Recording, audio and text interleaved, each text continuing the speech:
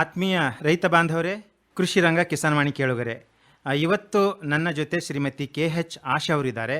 ಇವರು ನಲ್ಕುದುರೆ ಗ್ರಾಮ, ಚನ್ನಗಿರಿ ತಾಲೂಕು, ದಾವಣಗೆರೆ ಜಿಲ್ಲೆ.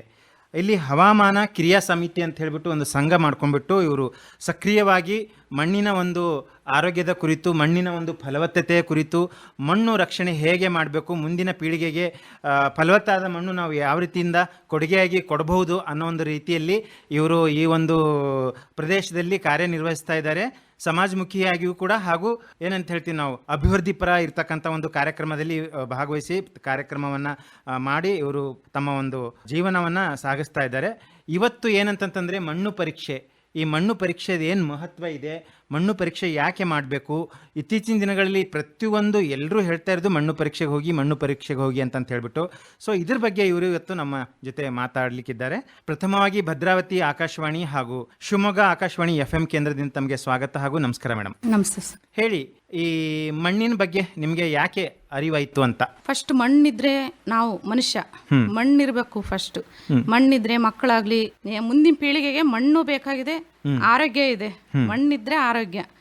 ಹಂಗಾಗಿ ಮಣ್ಣಿನ ಬಗ್ಗೆ ಒಂದು ಸ್ವಲ್ಪ ನನಗೆ ಬಹಳ ಒಲವು ಇದೆ.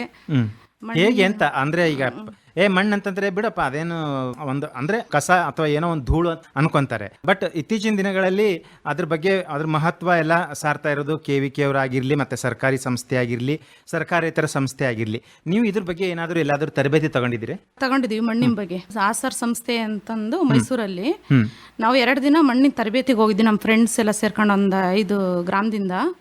ಅಲ್ಲಿ 2 ದಿನ ತರಬೇತಿ ತಗೊಂಡು ಮಣ್ಣಿನ ಪರೀಕ್ಷೆ ಯಾವ ರೀತಿ ಮಣ್ಣು ಪರೀಕ್ಷೆ ಮಾಡ್ಬೋದು, ಮಣ್ಣು ಯಾವ ರೀತಿ ನಾವು ಸಾವಯವಾಗಿ ಕೃಷಿಯಾಗಿ ಬದಲಾವಣೆ ಮಾಡ್ಬೋದು ಅನ್ನೋ ಇದಕ್ಕೆ ತರಬೇತಿ ತಗೊಂಡು ಬಂದಿದ್ವಿ. ನಾವು ತಗೊಂಡು ಬಂದು ಅದೇ ರೀತಿ ಊರಲ್ಲಿ ನಾವು ರೈತರಿಗೆಲ್ಲ ಹೇಳಿ ತಿಳುವಳಿಕೆ ಮಾಡಿ, ಈಗ ಒಂದು ಮಣ್ಣು ಪರೀಕ್ಷೆ ಮಾಡ್ಬೇಕಂದ್ರೆ ಕೃಷಿ ಇಲಾಖೆಗೆ ಹೋಗ್ಬೇಕು. ಮಣ್ಣು ತಗೊಂಡು ಯಾವ ರೀತಿ ತಗೊಂಡು ಏನು ಅಂತಂದು ಕೃಷಿ ಇಲಾಖೆ ಕಳಿಸ್ಬೇಕು. ಈಗ ಅಲ್ಲಿಗೆ ಹೋಗಿ ತಗೊಂಡೋಗಿ ಕೇಳಿ ಮಾಡೋವಷ್ಟು ಪೇಷನ್ಸ್ ಇರಲ್ಲ ಅವರಿಗೆ. ಈಗ ನಾವೇ ಊರಲ್ಲೇ ಒಂದು ಮಾಡಿದ್ರೆ, ಈಗ ನಮ್ಮ ಹತ್ರನೇ ತಂದು ಕೊಟ್ಟು ನಾವೇ ಮಾಡ್ಬೋದು, ಓನಾಗಿ ಮಾಡಿಕೊಟ್ಟು ಅವರಿಗೆ ನಾವೇ ಮಾಹಿತಿ ತಿಳಿಸ್ಬೋದು ಮಣ್ಣಿನ ಬಗ್ಗೆ ಅಂತ ಹೇಳ್ತಾ, ಅದೊಂದು ಆಸಕ್ತಿಯಿಂದ ಮಣ್ಣಿನ ಪರೀಕ್ಷೆ ಮಾಡಿಬಂದು ಊರಲ್ಲಿ ಹೇಳಿ ಮಾಡ್ತಾ ಇದೀವಿ ನಾವು ಮಣ್ಣಿನ ಪರೀಕ್ಷೆನ. ಇದು ಯಾವ ವರ್ಷ ಆರಂಭ ಮಾಡಿದ್ರಿ ನೀವು? ಈ ವರ್ಷನೇ 2026ರಲ್ಲಿ ಈ ವರ್ಷ ಆರಂಭ ಮಾಡಿದ್ರಿ. ಇದು ಏನು ಆರಂಭ ಮಾಡೋಕ್ಕೆ ಏನು ಕಾರಣ ಅಂತ ಹೇಳ್ತೀರಾ? ಅಂದರೆ ದೂರ ಅಂದರೆ ಈಗ ಹೋಗಿರೋ ದಾವಣಗೆರೆಗೆ ಹೋಗಬೇಕು ಅಂತ ಹೇಳಿನಾ, ಇಲ್ಲ ಚನ್ನಗಿರಿಗೆ ಹೋಗಬೇಕು ಅಂತ ಹೇಳಿ ಊರಲ್ಲೇ ಮಾಡಿದರೆ ಇಲ್ಲೇ ಜನ ಎಲ್ಲದ್ರ ಬಗ್ಗೆನೂ ಗೊತ್ತು ಆಗುತ್ತೆ, ಆಮೇಲೆ ಹೆಚ್ಚಿನ ಜನರು ಭಾಗವಹಿಸಿ ತಮ್ಮ ಮಣ್ಣು ಪರೀಕ್ಷೆ ಮಾಡೋ ಒಂದು ಉದ್ದೇಶದಿಂದ ನೀವು ಈ ಕೆಲಸನ ಮಾಡ್ತಾ ಇದ್ದೀರಿ ಅಲ್ವಾ? ಹೌದು ಸರ್. ಈಗ ತಮ್ಮ ಒಂದು ಅನುಭವದಲ್ಲಿ ಈ ಮಣ್ಣು ಪರೀಕ್ಷೆಗೆ ಏನೇನು ಸಾಧನಗಳು ಬೇಕಾಯ್ತದೆ ಅಂತ ಹೇಳ್ತೀರಿ? ಈಗ ಅಲ್ಲ, ಪರೀಕ್ಷೆ ಅಂತಂತಂದರೆ ಕೇವಲ NPK ಮತ್ತು ಸೂಕ್ಷ್ಮ ಪೋಷಕಾಂಶಗಳು, ನೀರಿನ ಪರೀಕ್ಷೆ ಕೂಡ ಬರುತ್ತೆ ಇದರಲ್ಲಿ ಅಲ್ವಾ?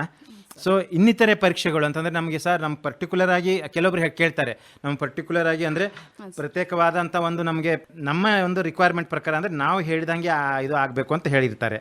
ಸೊ ಆವಾಗ ತಾವು ಯಾವ ರೀತಿಯಿಂದ ಅವರಿಗೆ ಸ್ಪಂದಿಸ್ತೀರಿ, ಮತ್ತು ಇದಕ್ಕೆ ಬೇಕಾದಂಥ ಒಂದು ಸಲಕರಣೆ ಸಾಧನೆಗಳು ಏನೇನು ಇಟ್ಕೊಂಡಿದ್ದೀರಿ ಮೇಡಮ್? ನಮಗೆ ಸರ್ ಈಗ ಅಲ್ಲಿ ಒಂದು ಕಿಟ್ಟು ಕೊಟ್ಟಿದ್ದಾರೆ. ಅಂದ್ರೆ ನಮಗೆ pH, ಕಾರ್ಬನ್ನು ಅವು ಪರೀಕ್ಷೆ ಮಾಡೋದು. NPK ಅದ್ರದ್ದು ಇಲ್ಲ. ಫಸ್ಟ್ NPK ಇಲ್ಲ ಸರ್ ನಮಗೆ. pH ಒಂದು, ಕಾರ್ಬನ್ ಒಂದು, ನೀರಿನ ತೇವಾಂಶ ಎಷ್ಟಿದೆ, ಮಣ್ಣಿನ ತೇವಾಂಶ, ಆಮೇಲೆ ಮಣ್ಣು ಎಷ್ಟು ಹಿಡಿದಿಟ್ಟು ಮಣ್ಣಿನ ಕಣಗಳ ಜೋಡಣೆ ಬಗ್ಗೆ, ಅದ್ರ ಬಗ್ಗೆ ತಿಳ್ಕೊಂಡಿದೀವಿ. ಆಮೇಲೆ ಬಾಟಲಲ್ಲಿ ನೀರಿನ ಬಾಟ್ಲು, ಅದರಲ್ಲಿ ಮಣ್ಣು ಎಷ್ಟಿದೆ, ಸಾವಯವ ಎಷ್ಟಿದೆ, ಮರಳು ಎಷ್ಟಿದೆ, ಗೋಡೆ ಎಷ್ಟಿದೆ, ಜೇಡಿ ಎಷ್ಟಿದೆ, ಅದರಲ್ಲಿ ಯಾವ ರೀತಿ ಯಾವ ಬೆಳೆ ಬೆಳಿಬಹುದು ಅಂತ ಅದರಲ್ಲಿ ಮಾಹಿತಿ ಅದರಲ್ಲಿ ಇದೆ ಸರ್ ನಮಗೆ. ಆಮೇಲೆ pH ಒಂದಾಗಿದೆ, ಕಾರ್ಬನ್ ಒಂದಾಗಿದೆ, ನೀರಿಂದು ಕಣಗಳದಿದ್ದು ನೀರಿನ ತೇವಾಂಶ ಹಿಡಿದಿಟ್ಟುಕೊಳ್ಳೋದು, ಇಷ್ಟು ಮಾಡ್ತಿದ್ವಿ ಸರ್. ಆಮೇಲೆ ಅದು ಯಾವ ರೀತಿ ಮಾಡೋದಂತ ಮಣ್ಣು ತಗೊಂಡು ನಾವೇ ಓನಾಗೆ ಹೊಲಗಳಿಗೆ ಹೋಗಿ ಯಾವ ರೀತಿ ತಗೊಂಡ್ಬೇಕು ಅಂತ ನೋಡಿ ತಗೊಂಡು ಅದೇ ತರನೇ ನಾವು ಏನು ಮಣ್ಣು ಪರೀಕ್ಷೆ ಮಾಡ್ತಾ ಇದೀವಿ ಸರ್ ನಾವು ಹೊಲಗಳಿಗೆ ಹೋಗಿ. ಈಗ ಕಿಟ್ ಅಂದ್ರೆ ರೆಡಿಮೇಡ್ ಕಿಟ್ ಇದೆ ಅದು ಅಲ್ವಾ? ಎಷ್ಟು ತಗೊಂಡ್ ಬರ್ತೀರಾ? ಈಗ ಸ್ಯಾಂಪಲ್ ಯಾವ ರೀತಿಯಿಂದ ತೆಗಿತೀರಿ ಹೇಳ್ರಿ? ಈ ಮಣ್ಣು ಪರೀಕ್ಷೆಗೆ ಅದರ ಮಾದರಿ ಯಾವ ರೀತಿಯಿಂದ ನಾವು ತೆಗಿಬೇಕು ಅಂತ ಹೇಳ್ತೀರಾ? ಫಸ್ಟ್ ಹೊಲ ನೋಡ್ಬೇಕು ಸರ್ ನಾವು, ಹೊಲ ಸಮದಟ್ಟಾಗಿದೆ ಏನಿದೆ ಅಂತ ಫಸ್ಟ್ ಹೊಲ ನೋಡ್ಬೇಕು ಸರ್. ಹೊಲ ನೋಡಿ ಆಮೇಲೆ ಅದು Z ಶೇಪ್ ಅಲ್ಲಿ 4 ರಿಂದ 5 ಹತ್ರ ಗುರ್ತು ಮಾಡ್ಕೊಬೇಕು ಸರ್ ಅದು ಹೊಲನ. ಜೆಡ್ ಶೇಪ್ ಅಲ್ಲಿ ಗುರ್ತು ಮಾಡ್ಕೊಂಡು 4-5 ರಥ ಗುರ್ತು ಮಾಡ್ಕೊಂಡು ಅದನ್ನು ವಿ ಶೇಪ್ ಅಲ್ಲಿ ಮಣ್ಣು ತೆಗಿಬಗ್ಸೋದು. ಫಸ್ಟ್ ವಿ ಶೇಪ್ ಅಲ್ಲಿ ಮಣ್ಣು ತೆಗೆದು ಅಂದ್ರೆ ಮೇಗಳದು ಒಂದ್ ಸ್ವಲ್ಪ 1 ಇಂಚ್ ಮಣ್ಣು ತೆಗಿಬಗ್ಸೋದು. ಸೂರ್ಯನ ಕಿರಣಗಳು ಬಿದ್ದು ಆ ಮಣ್ಣಿಗೆ ಸಾವಯವ ಆಗ್ಲಿ ಇದು ಕ್ರಿಮಿಕೀಟಗಳೆಲ್ಲ ಸೂಕ್ಷ್ಮಾಣು ಜೀವಿಗಳೆಲ್ಲ ಸತ್ತಿರ್ತವೆ. ಹಾಗಾಗಿ ಮೇಗಳದು ಒಂದ್ ಸ್ವಲ್ಪ ಮಣ್ಣು ತೆಗೆದು ವಿ ಶೇಪ್ ಅಲ್ಲಿ ಒಂದೊಂದು ಬಾಕ್ಸ್ 5 ಗುರ್ತು ಮಾಡಿರ್ತೀವಲ್ಲ ಅದರಿಂದ ತೆಗೆದು ಅದು ಒಂದು ಒಳ್ಳೆ ಚೀಲದಲ್ಲಿ ಯಾವುದೇ ತರದ್ದು ಗೊಬ್ಬರ ಚೀಲದಾಗ್ಲಿ ಏನಾಗ್ಲಿ ಆ ಚೀಲದಲ್ಲಿ ಹಾಕಂಗಿಲ್ಲ. ಒಳ್ಳೆ ಚೀಲದಲ್ಲಿ ಮಣ್ಣು ಶೇಖರಣೆ ಮಾಡ್ಕೊಂಡು ಬಂದು ನೆರಳಲ್ಲೇ ಒಣಗಿಸ್ಬೇಕದು. ಮನೆಯಲ್ಲಿ ಒಣಗಿಸಿ ನೆರಳಲ್ಲಿ 1-2 ದಿನ 3 ದಿನ ಹಸಿ ಇದ್ರೆ 1 ದಿನ 2 ದಿನ ಒಣಗಿಸ್ಬೋದು. ಒಣಗಿದ್ರೆ ಏನು ಒಂದೇ ದಿನದಾಗೆ ಮಾಡ್ಬೋದು ಅದು. ಹಸಿ ಇರೋದ್ರಿಂದ 1 ದಿನ 2 ದಿನ ಒಣಗಿಸಿ ಆ ಮಣ್ಣನ್ನು ಒಣಗಿದ ಮೇಲೆ ಪುಡಿ ಪುಡಿ ಉಂಡುಂಡೆ ಆಗಿದ್ದು ಸಣ್ಣ ಮಾಡಿ ಸಾಣೆ ಹಿಡಿದು ಅದು ಡಿವೈಡ್ ಮಾಡ್ಕೊಂಬಕ್ಸ ನಾವು ಅದು ಮಣ್ಣನ್ನು ಡಿವೈಡ್ ಮಾಡ್ಕೊಂಡು ವೃತ್ತ ಆಕಾರದಲ್ಲಿ ಫಸ್ಟ್ ಮಣ್ಣನ್ನು ವೃತ್ತ ಆಕಾರದಲ್ಲಿ ಮಾಡ್ಕೊಳಕ್ಕಷ್ಟು ಸೇರಿಸಿ 5 ಇದರಲ್ಲಿ ತಗೊಂಡಿದ್ ಮಣ್ಣನ್ನು ಒಂದೇ ಹತ್ರ ಸೇರಿಸಿ ಒಣಗಿಸಿ ಆಮೇಲೆ ಅದು ಸಾಣೆ ಹಿಡಿದು ಎಲ್ಲದುವ ವೃತ್ತಾಕಾರದಲ್ಲಿ ಮಾಡ್ಕೊಂಡು ಮಣ್ಣು ಪ್ಲಸ್ ಆಕಾರದಲ್ಲಿ ಡಿವೈಡ್ ಮಾಡ್ಕೊಂಬಸೋದು. ಡಿವೈಡ್ ಮಾಡಿ ಅಪೋಸಿಟ್ ಇರೋದನ್ನ ಮಣ್ಣು ತೆಗಿಬೇಕು. ಮತ್ತೆ ಅದೇ ತರನೇ ವೃತ್ತ ಆಕಾರದಲ್ಲಿ ಮಾಡ್ಕೊಂಡು ಮತ್ತೆ ಪ್ಲಸ್ ಆಕಾರ ಮಾಡ್ಕೊಳಕದು. ಪ್ಲಸ್ ಮಾಡ್ಕೊಂಡು ಏನ್ ಅಪೋಸಿಟ್ ತೆಗ್ದಿರ್ತೀವ ಆ ಲೇಯರ್ ಅದನ್ನ ಬಿಟ್ಟು ಆ ಕಡೆ ಈ ಕಡೆ ಮತ್ತಿರ್ತದಲ್ಲ ಅದನ್ನ ತೆಗಿಬೇಕು ನಾವು. ತೆಗೆದಂತ ಉಳಿದಂತ ಮಣ್ಣು ತೆಗೆದು ಉಳಿದಂತ ಮಣ್ಣುಗಳನ್ನ ನಾವು ಪ್ಲಾಸ್ಟಿಕ್ ಕವರ್ಗೆ ಹಾಕೊಂಡು ಟೆಸ್ಟಿಗೆ ತಗಂತೀವಿ. ಅದ್ ನಾವು ಎಷ್ಟು ಒಂದು ಅರ್ಧ ಕೆಜಿ ಆಗ್ಬೋದು? ಅರ್ಧ ಕೆಜಿ ಆಗ್ಲೇಬೇಕು. ಅರ್ಧ ಕೆಜಿ ಸರ್ ಅದು. ಮತ್ತೆ ತಂದಾದ್ಮೇಲೆ ಎಲ್ಲಿ ಅದಕ್ಕೆ ಶೇಖರಣೆ ಮಾಡಕ್ಕೆ ಪ್ರಯೋಗಾಲಯ ಏನಾದ್ರು ಇದೆಯಾ ಅಥವಾ ರೂಮ್ ಏನಾದ್ರು ಯಾವ ರೀತಿಯಿಂದ ಮಾಡ್ತೀರಾ? ಮನೆಯಲ್ಲೇ ರೂಮ್ ಅಲ್ಲೇ ಮಾಡ್ತೀವಿ ಸರ್ ನಾವು. ಮನೆಯಲ್ಲೇನೆ ಸರ್ ಅದು ಸೊಲ್ಯೂಷನ್ ಎ ಸೊಲ್ಯೂಷನ್ ಬಿ ಅಂತ 2 ಇವು ಇದೆ ಸರ್. ಆಮೇಲೆ PH ಕಂಡುಹಿಡಿಯೋದು ಡಿಸ್ಟಲ್ ವಾಟರ್ ಇದೆ ಸರ್. ಡಿಸ್ಟಿಲ್ ವಾಟರ್ ಇದೆ. ಆಮೇಲೆ PH ಇದ್ರದ್ದು ಇದು ಇದೆ ಸರ್ ಲಿಕ್ವಿಡ್. ಅದರಿಂದ ಆಮೇಲೆ ಇವು ಲಾಳಿಕೆ ಇದೆ. ಪ್ರಮಾಣ ಅಳತೆ ಪ್ರಣಾಳಿಕೆ ಅವು ಇದೆ ಸರ್. ಆಮೇಲೆ ಫಿಲ್ಟರ್ ಪೇಪರ್ ಇದೆ ಸೋಸ್ಕೊಳಕ್ಕೆ ಮಣ್ಣು ಸೋಸೋದಾಗ್ಲಿ ಫಿಲ್ಟರ್ ಪೇಪರ್ ಇದೆ ಅದು. ಆಮೇಲೆ ಕ್ಯಾಲ್ಕುಲೇಟರ್ ಇದೆ ಸರ್. ಕ್ಯಾಲ್ಕುಲೇಟರ್ ಇದೆ ಮಣ್ಣು ಪ್ರಮಾಣ ನೋಡ್ಕೊಳಕ್ಕೆ. ಮತ್ತೆ ಕಂಪ್ಯೂಟರ್ ಸಿಸ್ಟಮ್ ಕೂಡ ಇದೆಯಾ ಅದಕ್ಕೆ? ಕಂಪ್ಯೂಟರ್ ಸಿಸ್ಟಮ್ ಇಲ್ಲ ಸರ್. ಮತ್ತೆ ಹೇಗೆ ನೀವು ಅದನ್ನ ರಿಪೋರ್ಟ್ ಯಾವ ರೀತಿಯಿಂದ ಇದು ಮಾಡ್ತೀರಾ ಸರ್? ನಾವು ಅದ್ರಲ್ಲಿ ನೋಡಿ ಕೈಯಿಂದ ಬರ್ಕೊಂತೀವಿ ಸರ್. ಈ ತರನೇ ರೈತರಿಗೆ ತಿಳಿಸ್ತಾ ಇದೀವಿ. ನಿಮ್ ಮಣ್ಣು ಇಷ್ಟಿದೆ, ಹಿಂಗೆ PH ಪ್ರಮಾಣ ಇಷ್ಟಿದೆ, ಕಾರ್ಬನ್ ಇಷ್ಟಿದೆ, ನಿಮ್ ಮಣ್ಣಿನ ಜೋಡಣೆ ಇಷ್ಟಿದೆ, ಆಮೇಲೆ ಸಾವಯವ ಎಷ್ಟಿದೆ ಅಂತಂದು ಅವರಿಗೆ ತಿಳಿಸ್ತೀವಿ ಸರ್ ನಾವು. ಅವರು ಕೆಲವರು ಅನುಮಾನ ಇದ್ರೆ ರೈತರನ್ನ ಮನೆಯಲ್ಲೇ ಕರ್ಸಿ ಅವ್ರ ಇದ್ರಲ್ಲೇ ಮಾಡ್ತಾ ಇದೀವಿ ಸರ್. ಅವ್ರ ಇದ್ರಿಗೆ ಮಾಡ್ತಾ ಇದೀವಿ. ಅಂದ್ರೆ ತಪ್ಪು ರಿಪೋರ್ಟ್ ಕೊಡ್ತಾರೇನೋ ಅಂತ ಅವರಲ್ಲಿ ಕೆಲವೊಂದು ಸಂದೇಹಗಳಿದ್ರೆ ಅವ್ರ ಎದುರುಗಡೆನೆ ಮಾಡ್ತೀವಿ ಸರ್. ಕರೆದು ನೀವೇ ಇದ್ರಿಗೆ ಬರ್ರಿ ನಾವು ಮಾಡ್ತೀವಿ ಅಂತ ಹೇಳಿ. ಎಷ್ಟು ಅದಕ್ಕೆ ಅಂತ ಒಂದು ಶುಲ್ಕವನ್ನು ನಿಗದಿಪಡಿಸಿದ್ರೆ? ತಗೊಂಡಿಲ್ಲ ಸರ್ ಇನ್ನು. ಮತ್ತೆ ಹೇಗೆ ಇದೀಗ ಯಾವ ಒಂದು ಖರ್ಚು ಅದನ್ನ ಹೇಗೆ ನೀವು ಸರಿದೂಗಿಸ್ತೀರಿ? ಖರ್ಚು ವೆಚ್ಚ ಯಾವ ರೀತಿಯಿಂದ ಸರ್? ಈಗ ಹೊರಗಡೆ ಹೋಗಿ ಮಾಡ್ಬೇಕಂದ್ರೆ ಈಗ 200-250 ರೂಪಾಯಿ ಕೊಟ್ಟು ಮಾಡ್ಸಕ್ ರೆಡಿ ಇದೆ ಸರ್ ರೈತರು. ಈಗ ನಾವಾಗೆ ಮಾಡ್ತೀವಿ ಅಂತಂದ್ರು ಈ ಕೊಡಕ್ಕೂ ಬಹಳ ಇದ್ ಮಾಡಿರ್ತಾರ. ಈಗ ಮಣ್ಣೆ ತಂದ್ ಕೊಡಕ್ಕೆ ತಂದ್ ಕೊಡಕ್ಕೆ ಈಗ ನಾವೇ ಓನ್ ಆಗಿ ಮಾಡ್ತೀವಿ ಅಂದ್ರೆ ಅಯ್ಯೋ ಅವ್ರಿಗೆ ಏನೋ ದುಡ್ಡು ಬರ್ತತೇನಾ ಎಲ್ಲೋ ಸರ್ಕಾರದಿಂದ ನಮಗೆ ಏನು ಆತರ ತಿಳ್ಕೊಂತಾರೆ. ಏನಾದ್ರೂ ಲಾಭ ಇದ್ರೆ ಮಾತ್ರ ಮಾಡ್ತಾರೆ, ಸುಮ್ನೆ ಯಾರು ಮಾಡೋದಿಲ್ಲ ಅಂತ ಅನ್ಕೊಂತಾರೆ ಅಲ್ವಾ? ಆಮೇಲೆ ಈಗ ಇದ್ರ ಬಗ್ಗೆ ಈಗ ಮಣ್ಣಿನ ಒಂದು ಮಹತ್ವದ ಬಗ್ಗೆ ಯಾವ ರೀತಿಯಿಂದ ಪ್ರಚಾರ ಮಾಡ್ತಾ ಇದ್ದೀರಿ? ನಿಮ್ಮ ಒಂದು ಗ್ರಾಮದ ಸುತ್ತಮುತ್ತ ಆಗಿರ್ಲಿ, ಇಲ್ಲ ನಿಮ್ಮ ಒಂದು ಹಳ್ಳಿಯ ಓಣಿಯಲ್ಲಾಗಿರ್ಲಿ, ರೈತರ ಒಂದು ಮಟ್ಟದಲ್ಲಿ ಆಗಿರ್ಲಿ, ಅಥವಾ ಸಂಘ ಸಂಸ್ಥೆಗಳ ಒಂದು ಮಟ್ಟದಲ್ಲಿ ಆಗಿರ್ಲಿ? ಸಂಘಲ್ಲೂ ಹೇಳ್ತದೀವಿ ಸರ್. ಸಂಘ ಸಂಸ್ಥೆಗಳಿಗೂ ಹೇಳ್ತಾ ಇದೀವಿ, ಹೋಗ್ತಿವಿ. ಮಣ್ಣು ಪರೀಕ್ಷೆ ಮಾಡಿಸ್ರಿ. ಮಣ್ಣು ಫಸ್ಟ್ ನಿಮ್ ಮಣ್ಣು ಹೇಗಿದೆ ನೋಡ್ರಿ. ಫಸ್ಟ್ ಮಣ್ಣು ಪರೀಕ್ಷೆ ಮಾಡಿಸ್ರಿ. ಆ ಮಣ್ಣಿಗೆ ಯಾವ ತರ ಬೆಳೆ ಬೇಕು, ಯಾವ ತರ ಔಷಧಿ ರಾಸಾಯನಿಕ ಗೊಬ್ಬರ ಆಗ್ಲಿ, ಯಾವ ಔಷಧಿ ಗೊಬ್ಬರಗಳು ಬೇಕು, ಯಾವ ತರ ಬೇಕು ಅಂತಂದು ಈ ತರ ಸಂಸ್ಥೆಗಳಿಗೂ ಹೇಳ್ತೀವಿ ಸರ್. ರೈತರು ಕೂಡಿಸಿ ಅವ್ರಿಗೊಂದು ಮಾಹಿತಿ ತಿಳಿಸ್ತೀವಿ ಸರ್ ಅವ್ರ ರೈತರುಗಳಿಗೂ. ಈಗ ಇದು ಹವಾಮಾನ ಕ್ರಿಯಾ ಸಮಿತಿ ಅಂತ ಹೇಳಿ ತಾವು ಒಂದು ಇದು ಮಾಡ್ಕೊಂಡಿದ್ದೀರಿ.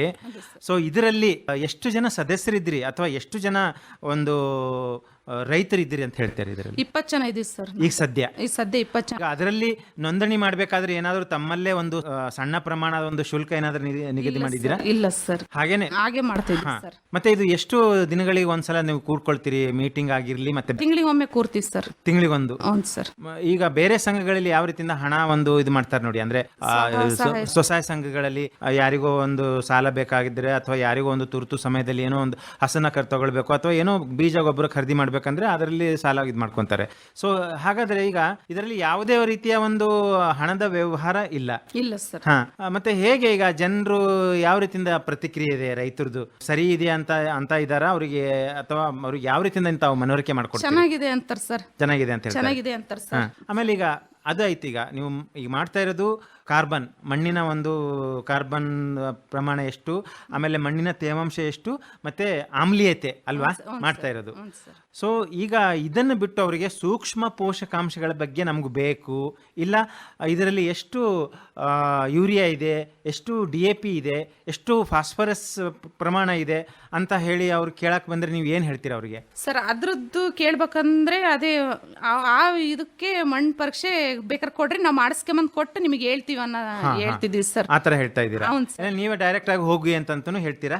ಹತ್ರ ಇದ್ರೆ ಹತ್ರ ಇದ್ರೆ ಈಗ ದಾವಣಗೆರೆಯಲ್ಲಿ ನಮ್ಮ ತರಳಬಾಳು ಕೃಷಿ ವಿಜ್ಞಾನ ಕೇಂದ್ರ ಇದೆ, ಆಮೇಲೆ ಕತ್ಲಿಗೆರೆಯಲ್ಲಿ ಇದೆ ಸರ್, ಕತ್ಲಿಗೆರೆಯಲ್ಲಿ ಹೋಗ್ರಿ ಅಂತ ಜಿಲ್ಲಾ ಕೃಷಿ ತರಬೇತಿ ಕೇಂದ್ರ ಅಥವಾ ಜಿಲ್ಲಾ ಏನೇ ನಾವು ಹೇಳ್ತೀವಿ ಜಂಟಿ ನಿರ್ದೇಶಕರ ಕಚೇರಿಯಲ್ಲಿ ಅಲ್ಲಿ ಕೂಡ ಈ ಒಂದು ವ್ಯವಸ್ಥೆ ಇದೆ. ಮಣ್ಣು ಪರೀಕ್ಷೆ ಮಾಡೋದಾಗ್ಲಿ, ನಿಮ್ಮ ಬಿತ್ತನೆ ಬೀಜದಾಗ್ಲಿ, ಗೊಬ್ಬರದ ಪರೀಕ್ಷೆ ಕೂಡ ಅಲ್ಲಿ ಎಲ್ಲ ಮಾಡ್ತಾರೆ. ಈಗ ನಿಮಗೆ ಈ ಒಂದು ಈಗ ನನಗೆ ಯೂರಿಯಾದ್ ಬೇಕು, DAP ಬೇಕು, ಈ ಥರದ್ದು ಜಾಸ್ತಿ ಬರುತ್ತೋ ಅಥವಾ ಇದರಲ್ಲೇ ಅವರು ತೃಪ್ತಿಯಾಗಿದ್ದಾರಾ? ಸರ್ ಈಗ ಸದ್ಯದ್ರಲ್ಲೇ ಇಷ್ಟರಲ್ಲೇ ಇದ್ರಾಗ ಇದಾರ ಸರ್, ಇನ್ನು ಏನು ಮುಂದಿನ ಪ್ರಮಾಣ ಹೋಗಿಲ್ಲ ಸರ್ ಇನ್ನು ಅವರು. ಈಗ ಇಷ್ಟರಲ್ಲೇ ಇದಾರ ಸರ್ ಅವ್ರೀಗ. ಈಗ ಅತಿ ಹೆಚ್ಚು ಈಗ ಜಾಸ್ತಿ ಅಡಿಕೆ ಇದರಿಂದ, ಈಗ ಭತ್ತದ್ದು ಇರೋದ್ರಿಂದ ಈಗ ಅಡಿಕೆದೇ ಜಾಸ್ತಿ ಒಲವು ಕೊಡ್ತಾ ಇರೋದ್ರಿಂದ ಇಷ್ಟರಲ್ಲೇ ಇದಾರ ಸರ್ ಈಗ ಇವರು. ಇದ್ರ ಜೊತೆಗೆ ತಮಗೆ ತೋಟ ಕೂಡ ಇದೆಯಾ? ಹೌದು ಸರ್. ಎಷ್ಟು ಎಕರೆ ಇದೆ? 3 ಎಕರೆ ಇದೆ ಸರ್. ಏನ್ ಮಾಡ್ತಾ ಇದ್ದೀರಿ ಅದರಲ್ಲಿ? ಅಡಿಕೆ ಹಾಕಿದೀವಿ ಸರ್ ನಾವು. ಅಡಿಕೆ ಇಲ್ಲ ಸರ್, ಈಗ ನಾವು ಇದೇ ತರ ಹಸಿರೆಲೆ ಗೊಬ್ಬರ ಹಾಕ್ತಾ ಇದೀವಿ. ಈಗ ನಾವೇ ಒಂದ್ ಇನ್ನೊಬ್ರಿಗೆ ಹೇಳರಾಗಿ ಫಸ್ಟ್ ನಮ್ಮ ಹೊಲ ನಾವು ನೋಡ್ಕೊಳ್ಬೇಕು. ಫಸ್ಟ್ ನಾವ್ ನೋಡ್ಕೊಂಡು ಆಮೇಲೆ ಇನ್ನೊಬ್ರಿಗೆ ಹೇಳ್ಬೇಕು ಅನ್ನೋ ಇದಕ್ಕೆ ಫಸ್ಟ್ ನಾವು ಮಾಡ್ತಾ ಇದೀವಿ ಸರ್. ಏನೇ ಮಾಡಿದ್ರು ಫಸ್ಟ್ ನಾವ್ ಮಾಡ್ಕೊಂಡು ಆಮೇಲೆ ಇನ್ನೊಬ್ರಿಗೆ ಹೇಳ್ಬೇಕು, ಇನ್ನೊಂದ್ ರೈತರಿಗೆ ಹೇಳ್ಬೇಕು ಅನ್ನೋ ಇದು ಏನು ಈಗ ಅಡಿಕೆ ನಿಮ್ಮ ಒಂದು ಪೂರ್ವಜರು ಹಾಕಿರೋದಿದೆಯಾ ಅಥವಾ ನೀವು ಹಾಕಿರೋದು? ಇಲ್ಲ ಸರ್, ನಾವ್ ಇವಾಗ ನೀವು ಹಾಕಿದೀರಾ? ಮೊದ್ಲೇನ್ ಬೆಳಿತಿದ್ರಿ?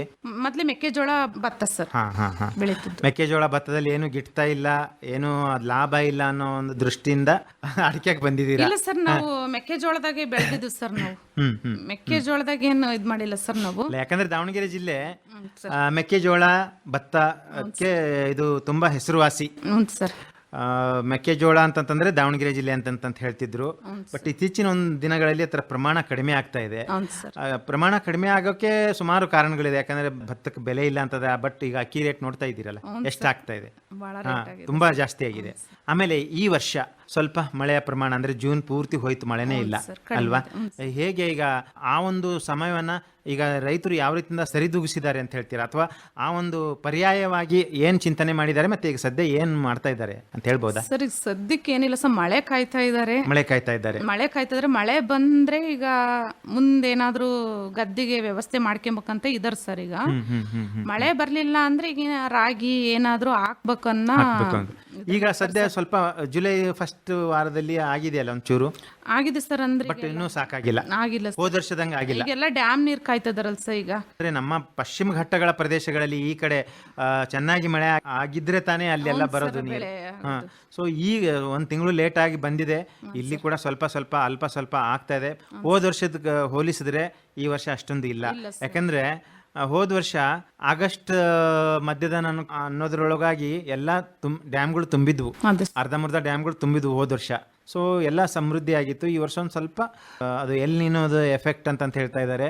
ಆ ಒಂದು ಕಾರಣದಿಂದ ಮಳೆಯ ಒಂದು ಏನು ಹೇಳ್ತೀನಿ ನಾವು ನಿರೀಕ್ಷೆ ಮಾಡಿರ್ತಕ್ಕಂಥ, ಯಾಕಂತಂದರೆ ಹವಾಮಾನದಲ್ಲಿ ವೈಪರೀತ್ಯ ಪ್ರತಿ ವರ್ಷ ಕೂಡ ಆಗ್ತಾನೇ ಇದೆ. ನಾವು ಯಾವಾಗ ಬೇಕಾಗ ಅಂದರೆ ನಮಗೆ ಬೆಳೆಗೆ ಯಾವಾಗ ಮಳೆ ಬೇಕೋ ಅವಾಗ ಬರೋದಿಲ್ಲ, ಯಾವಾಗ ಬೇಡ ಅವಾಗ ಬರುತ್ತೆ. ಸೊ ಹಾಗಾಗಿ ನಮ್ಮ ರೈತರು ಕೂಡ ಕಷ್ಟದಲ್ಲಿದ್ದಾರೆ.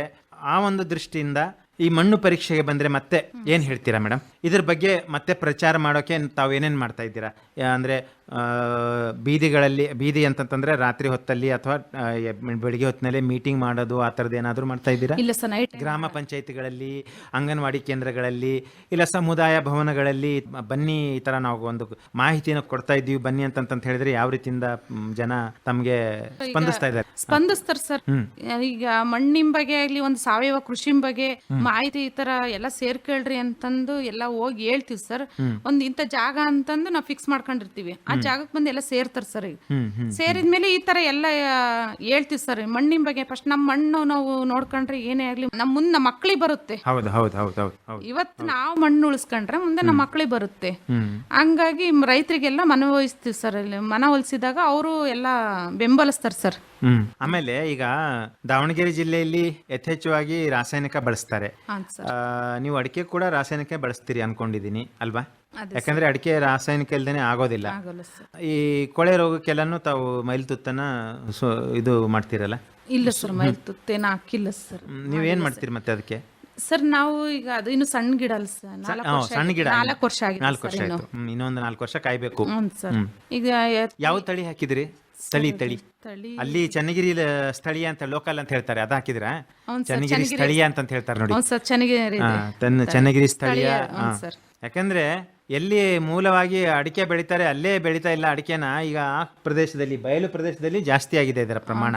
ಒಂದು ಕಾರಣ ಸ್ಥಿರವಾದ ಒಂದು ಬೆಲೆ ಅಂತ ಹೇಳ್ಬಹುದು.